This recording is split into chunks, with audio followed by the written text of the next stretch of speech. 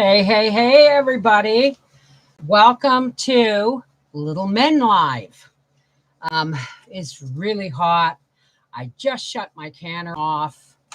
And thank you to Susan Prov for sending me. I always look in the flyleaf when someone sends me a book to see if they put in a note. And she didn't. So,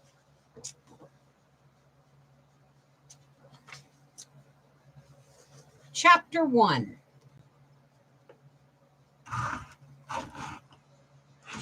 Nat.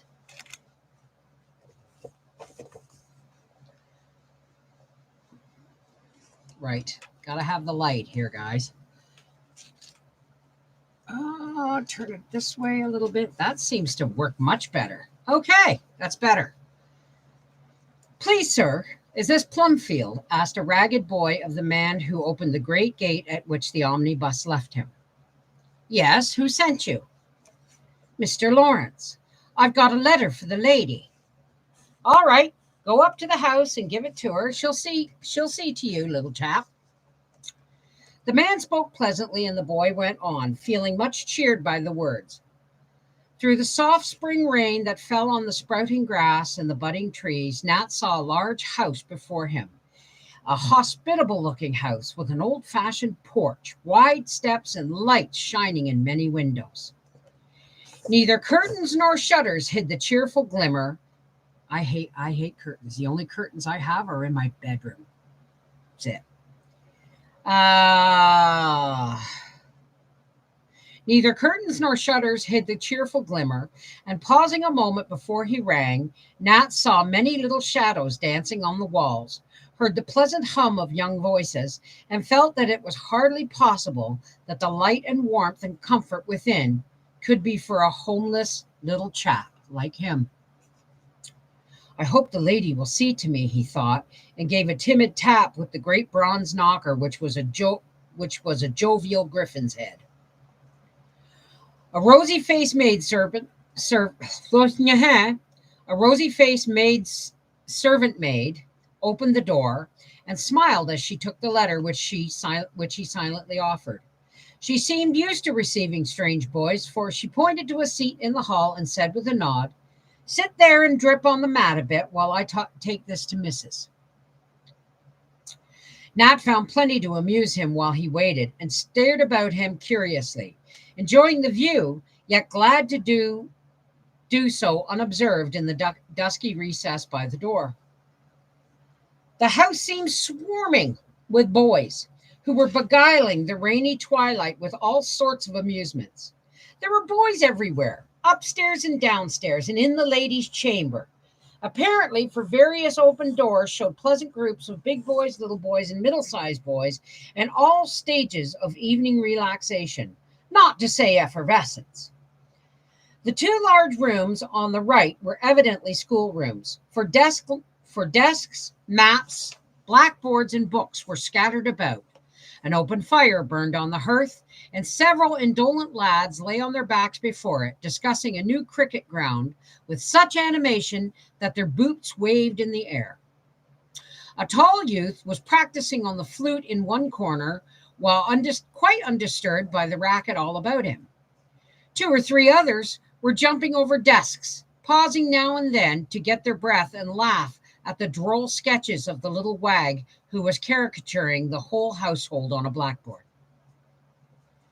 In the room on the left, a long supper table was seen, set forth with great pitchers of new milk, piles of brown and white bread, and perfect stacks of shiny gingerbread so dear to boyish souls. A flavor of toast was in the air, also suggestions of baked apples, very tantalizing to one hungry little nose and stomach. The hall, however, presented the most inviting prospect of all, for a brisk game of tag was going on in the upper entry. One landing was devoted to marbles, the other to checkers, while the stairs were occupied by a boy reading, a girl singing a lullaby to her doll, two puppies, a kitten, and a constant succession of small boys sliding down the banisters to the great detriment of their clothes and danger to their limbs. So absorbed did Nat become in this exciting race that he ventured farther and farther out of his corner when one very lively boy came down so swiftly that he could not stop himself, but fell off the banisters with a crash that would have broken any head but one rendered nearly as hard as a cannonball by 11 years of constant bumping. Nat forgot himself and ran up to the fallen rider, expecting to find him half dead. The boy, however, only winked rapidly for a second and then lay calmly looking up at the new face with a surprised "Hello." "Hello," returned Nat, not knowing what else to say, and to that form thinking that form of reply both brief and easy. "Are you a new boy?" asked the recumbent youth without stirring. "Don't know yet." "What's your name?" "Nat Blake." "Mine's Tommy Bangs.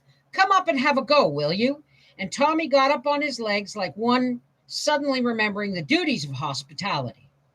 "I guess I won't." Skipping the ads.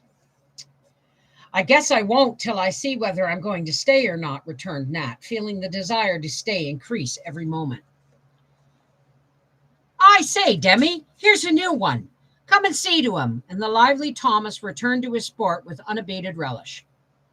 At this call, the boy reading on the stairs looked up with a pair of big brown eyes, and after an intense pause, as if a little shy, put the book under his arm and came soberly down to greet the newcomer, who found something very attractive in the pleasant face of this slender, mild-eyed boy. "Have you seen Aunt Joe?" he asked, as if it was some sort of important ceremony. "I haven't seen anybody yet, but you boys, I'm waiting." "I'm waiting," answered Nat. Did Uncle Laurie send you?" proceeded Demi, politely but gravely. "Mr. Lawrence did." "He is Uncle Laurie, and he always sends nice boys." Nat looked gratified at the remark and smiled in a way that made his thin face very pleasant. He did not know what to say next, so the two stood staring at one another in friendly silence till the little girl came up with her doll in her arms. She was very like Demi, only not so tall, and had a rounder, rosier face and blue eyes. "This is my sister Daisy," announced Demi, as if presenting a rare and precious creature. The children nodded to one another, and the little girl's face dimpled with pleasure as she said affably, "I hope he'll stay. We'll have such good times here, don't we, Demi?" "Of course we do. And that's what Aunt Joe has Plumfield for." "It seems a very nice place indeed," observed Nat, feeling that he must respond to these amiable young persons. "It's the nicest place in the world, isn't it, Demi?" said Daisy, who evidently regarded her brother as authority on all subjects. "No, I think Greenland, where the icebergs and seals are, is more interesting. But I'm fond of Plumfield, and it's a very nice place to be in," returned Demi, who was interested just now in a book on Greenland. He was about to offer to show Nat the pictures and explain them when the servant returned, saying with a nod toward the parlor door, "All right, there you are to stop." "Oh, all right, you are to stop." "I'm glad. Now come to Aunt Joe." And Daisy took him by the hand with a pretty protecting air, which made Nat feel at home at once. Demi returned to his beloved book, while his sister led the newcomer into a back room where a stout gentleman was frolicking with two little boys on the sofa, and a thin lady was finishing the letter which she seemed to have been rereading. "Here he is, Auntie," cried Daisy. I think if I ever had, I'm Mom and I'm Aunt Bev and I'm Granny, but I kind of like Auntie. I just like Auntie. I used to call my Aunt Diane Auntie Diane. "So this is my new boy. I'm glad to see you, my dear, and I hope you'll be happy here," said the lady, drawing him to her and stroking back the hair from his forehead with a kind hand and a motherly look, which made Nat's lonely little heart yearn towards her. She was not at all handsome, but she had a merry sort of face that never seemed to have forgotten certain childish ways and looks, any more than her voice and manner had. And these things, hard to describe but very plain to see and feel, made her a genial, comfortable kind of person. easy to get on with, and generally jolly, as the boys would say. She saw the little tremble of Nat's lips as she smoothed his hair, and her keen eyes grew softer. But she only drew the shabby figure nearer and said, laughing, I am Mother Bear, and that gentleman is Father Bear, and these are the two little bears. Come here, boys, and see Nat. The three wrestlers obeyed at once, and the stout man with a chubby child on each shoulder came up to welcome the new boy.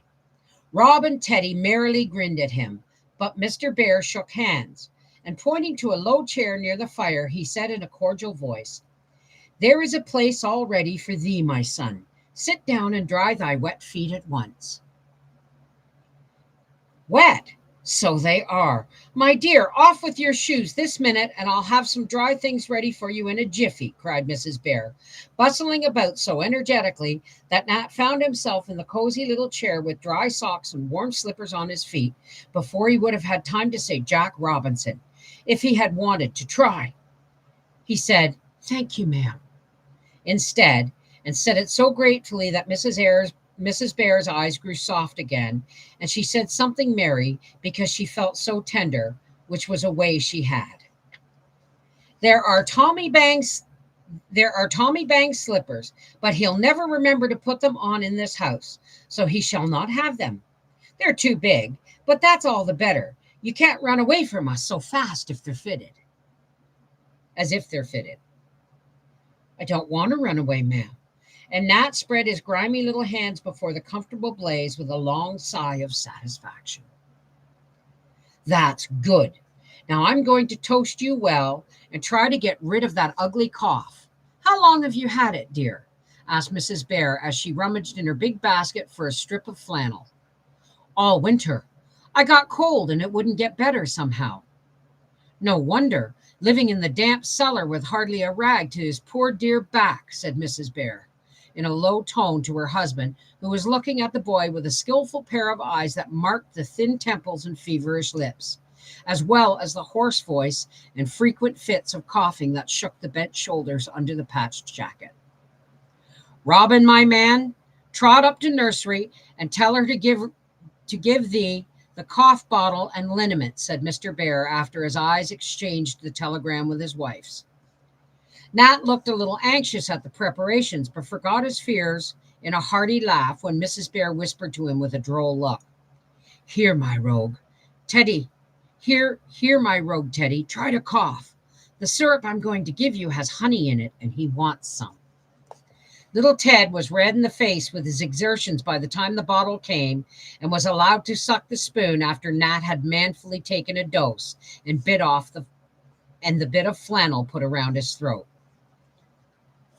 One's got a cough, and mother let her child lick the spoon after the sick person. You wouldn't see that today, would you? These first steps toward a cure were hardly completed when a great bell rang and a loud tramping through the hall announced supper. Bashful Nat quaked at the thought of meeting many strange boys, but Mrs. Bear held out her hand to him, and Rob said patronizingly, Don't be afraid, I'll take care of you. Remember, Rob and Teddy are Joe's and Mr. Bear's sons. 12 boys, 6 on a side, stood behind their chairs, prancing with the impatience to begin, while the tall flute-playing youth was trying to curb their ardor. But no one sat down till Mrs. Bear was in her place behind the teapot, with Teddy on her left and Nat on her right. This is our new boy, Nat Blake. After supper, you can say how do you do? Gently, boys, gently. As she spoke, everyone stared at Nat and then whisked to their seats, trying to be orderly and failing utterly. The Bears did their best to have the lads behave as well.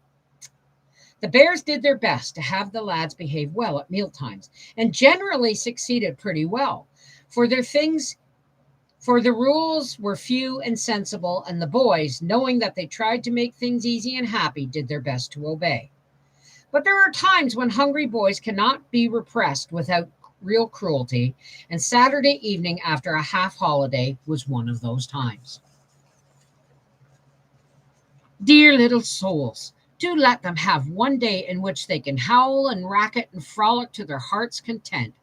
A holiday isn't a holiday without plenty of freedom and fun, and they shall have full swing once a week, Mrs. Bear used to say, when prim people wondered why banister sliding, pillow fights, and all manner of jovial games were allowed under the once decorous roof of Plumfield. Remember, it used to be Aunt March's house.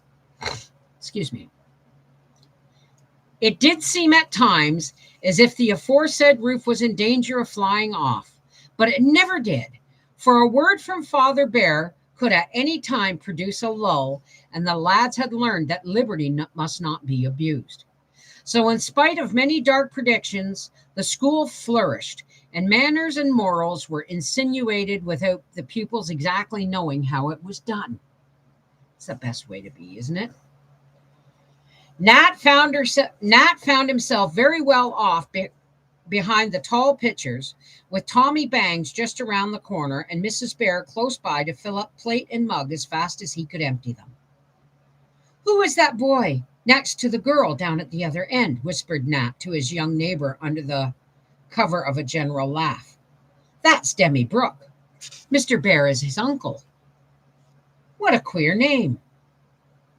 "His real name is John, but they call him Demi John because his father is John too. That's a joke, don't you see?" said Tommy, kindly explaining. Nat did not see, but politely smiled and asked with interest, "Isn't he a very nice boy?" "I bet you he is. Knows lots and reads like anything." "Who is the fat one next to him?" "Oh, that's Stuffy Cole. His name is George, but we call him Stuffy because he eats so much.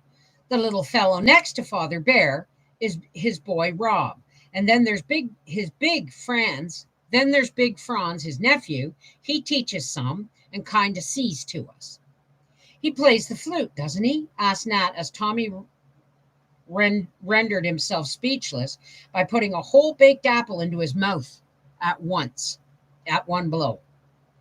Tommy nodded and said, sooner than one would have imagined possible under the circumstances, "Oh, don't he though? And we dance sometimes and do gymnastics to music. I like a drum myself and mean to learn as soon as ever I can." "I like a fiddle best, and I can play one too," said Nat, getting confidential on this attractive subject. "Can you?" And Tommy stared over the rim of his mug with round eyes full of interest. "Mr. Bear's got an old fiddle, and he'll let you play on it if you want to." "Could I? Oh, I would like it ever so much. You see, I used to go around fiddling with my father and another man till he died." "Wasn't that fun?" cried Tommy, much impressed. "No, it was horrid. So cold in winter and hot in summer, and I got tired, and they were cross sometimes, and I didn't get enough to eat." Nat paused to take a generous bite of gingerbread, as if to assure himself that the hard times were over, and then he added regretfully, "But I did love my little fiddle. Sorry. But I did love my little fiddle, and I miss it. Niccolo took it away when father died and wouldn't have me any longer because I got sick. You'll belong to the band if you play good. See if you don't." "Do you have a band here?" Nat's eyes sparkled. "Guess we do. A jolly band, all boys. And we have concerts and things. You just see what happens tomorrow night." After this pleasantly exciting remark, Tommy returned to his supper, and Nat sank into a blissful reverie over his full plate. Mrs. Bear had heard all he said, while apparently absorbed in filling mugs and overseeing little Ted, who was so sleepy that he put his spoon in his eye, nodded like a rosy poppy, and finally fell fast asleep with his cheek pillowed on a soft bun. Mrs. Bear had put Nat next to Tommy because that roly-poly boy had a frank and social way with him, very attractive to shy persons. Nat felt this and had made several small confidences during supper, which gave Mrs. Bear the key to the new boy's character, better than if she'd talked to him herself. In the letter which Mr. Lawrence had sent with Nat, he said, "Dear Joe, here is a case after your own heart. This poor lad is an orphan now, sick and friendless. He has been a street musician, and I found him in a cellar mourning for his dead father and his lost violin. I think there is something in him, and have a fancy that between us we may give this little man a lift. You cure his overtasked body, Fritz help his neglected mind, and when he is ready, I'll see if he is a genius or only a boy with a talent which may earn his bread for him. Give him a trial for the sake of your own boy, Teddy. Lawrence.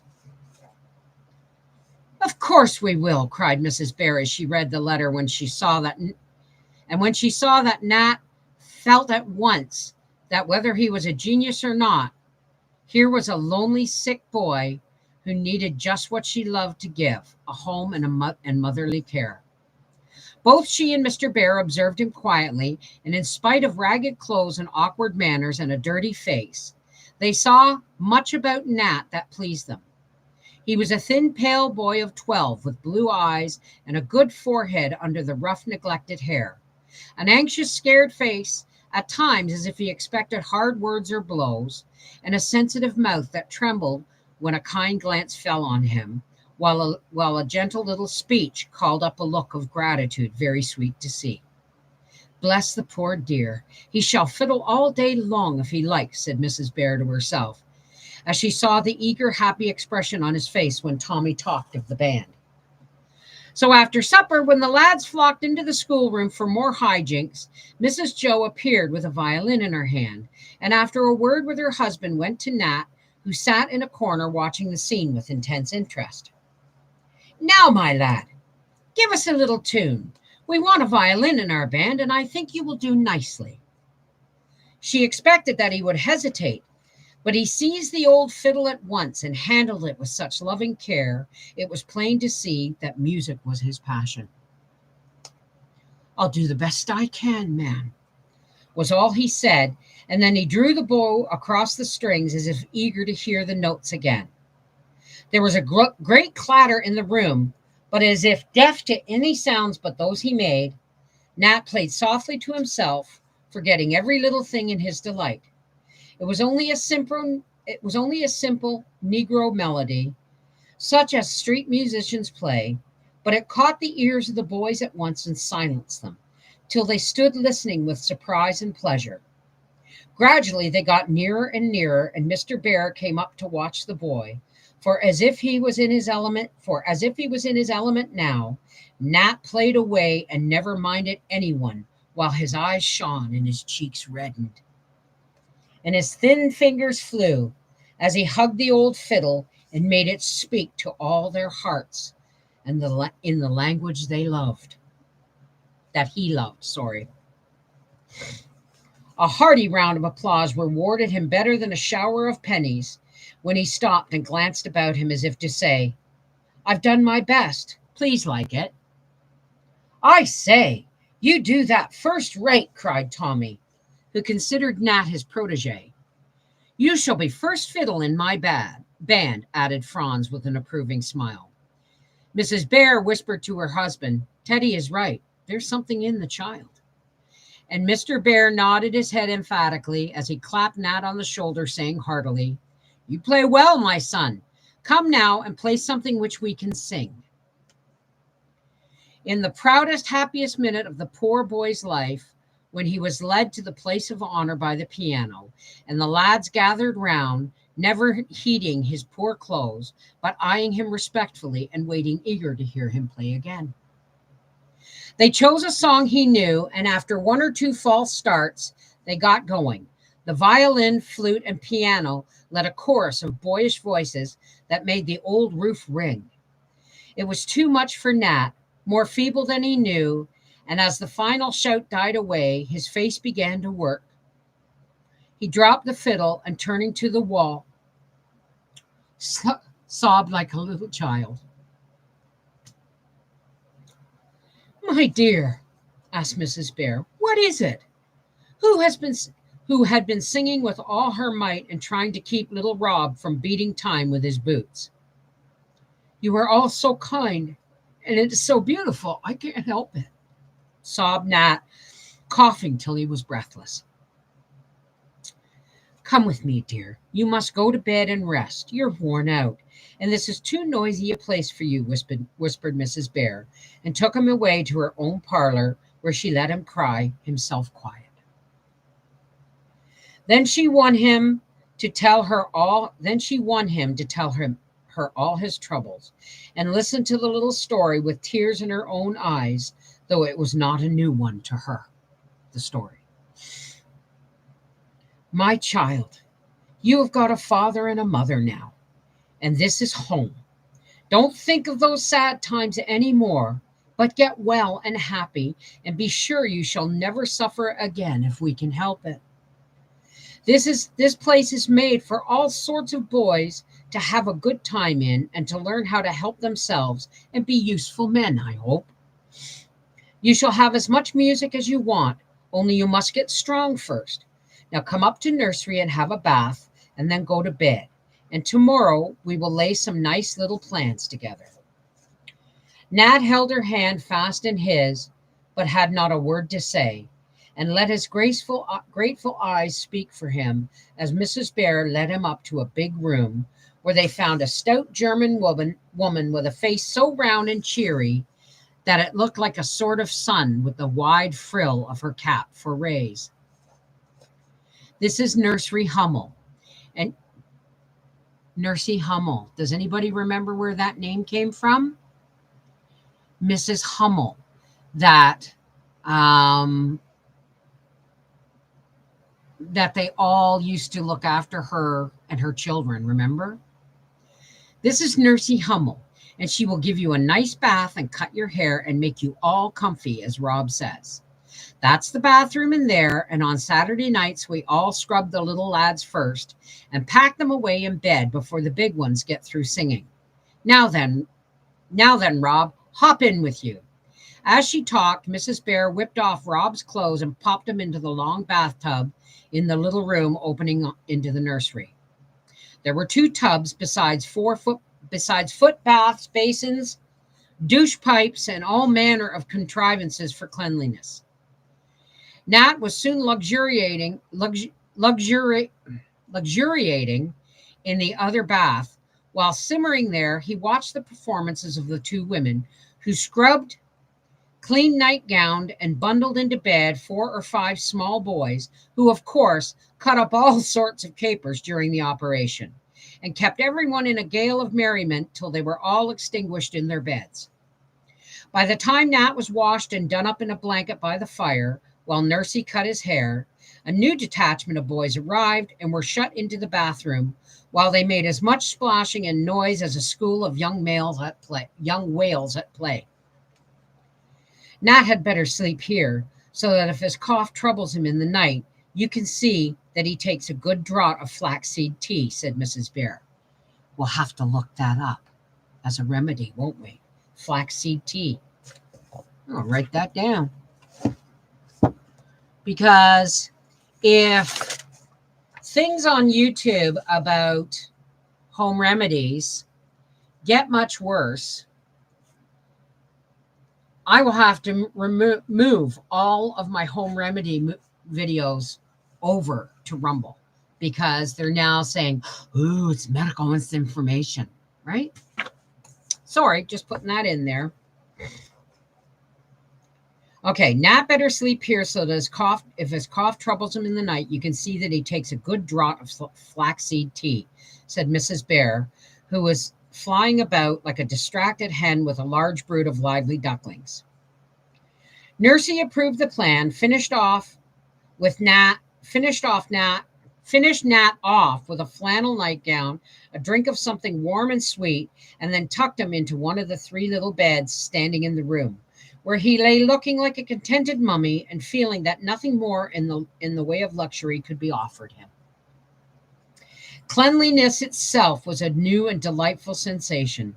Flannel gowns were unknown comforts in his world. Sips of good stuff soothed his cough as pleasantly as kind words did his lonely heart. And the feeling that somebody cared for him made that plain room seem like a sort of heaven to the homeless child.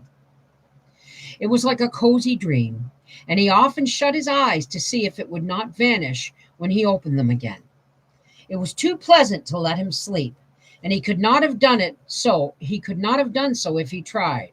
For in a few minutes, one of the peculiar institutions.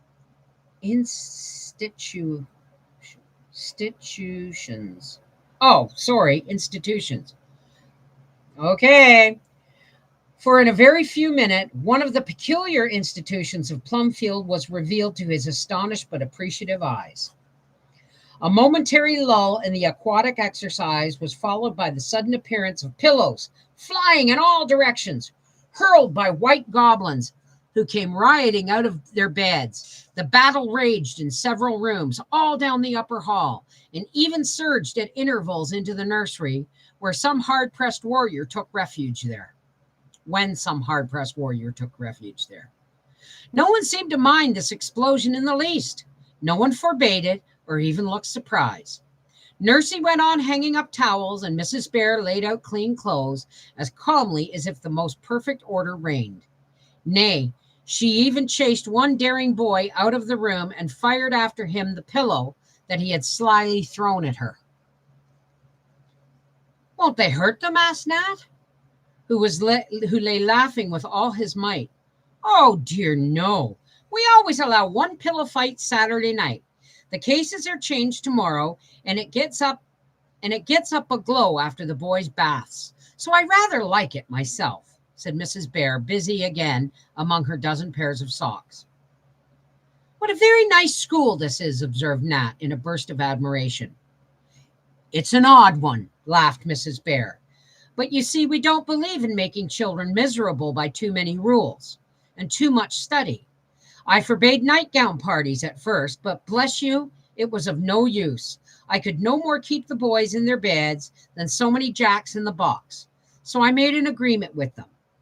I was to allow a 15-minute pillow fight every Saturday night, and they promised to go properly to bed every other night. I tried it, and it worked well. If they don't keep their word, no frolic. If they do, I just turn the glasses around, put the lamps in safe places, and let them rampage as they like."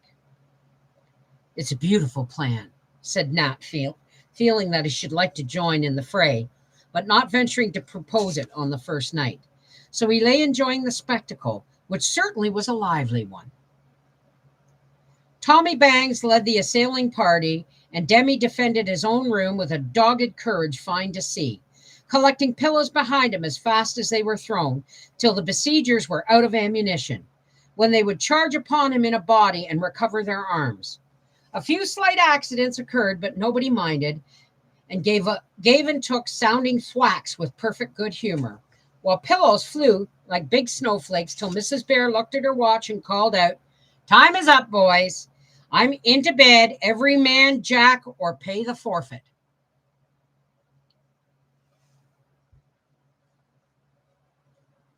What are we talking about?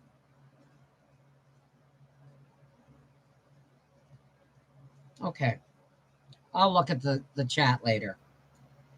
"What is the forfeit?" asked Nat, sitting up in his eagerness to know what happened to those wretches who disobeyed the most peculiar but public-spirited schoolma'am. "Lose their fun next time," answered Mrs. Bear. "I give them 5 minutes to settle down, then put out the lights and expect order.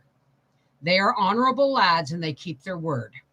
That was evident, for the battle ended as abruptly as it began. A parting shot or two, a final cheer as Demi fired the seventh pillow at a retiring foe, a few challenges for next time, then order prevailed. And nothing but an occasional giggle or a suppressed whisper broke the quiet which followed the Saturday night frolic, as Mother Bear kissed her new boy and left him to happy dreams of a life at Plumfield. Well, I think we're really going to enjoy this. Oh, dandelion salad, especially if you do it in the spring. Did you know that every part of the dandelion is edible? Would you like me to do a video on it in Rumble? This is the Mrs. Wolfie from Life with the Wolfie saying, any questions or ideas or answers, please put them in the comments after the live video closes, because I don't always get to read the comments that are in the live stream. All right. I love you guys. Take care. God bless. My canner is shut off. I'm going for a swim and I'm going to bed with a good book. I just might read ahead and see what's going on. Take care. God bless. Sleep safe. Sleep well. Have sweet dreams.